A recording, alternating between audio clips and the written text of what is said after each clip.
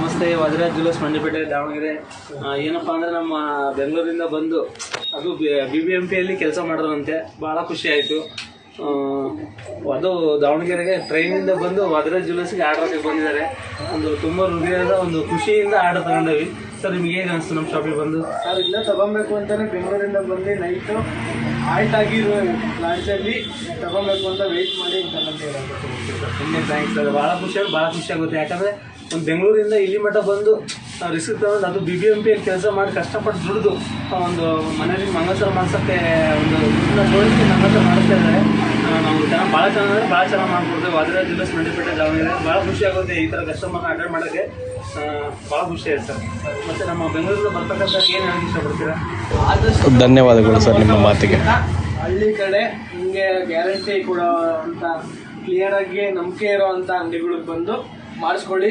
ಕಷ್ಟಪಟ್ಟು ದುಡ್ದಿರೋ ಅಂಥ ದುಡ್ಡನ್ನ ಯಾವುದೇ ಕಾರಣಕ್ಕೂ ವ್ಯರ್ಥ ಮಾಡ್ದಂಗೆ ಒಡವೆ ತಗೊಂಡು ಇಟ್ಕೊಳ್ಳಿ. Thank you sir. Thank you.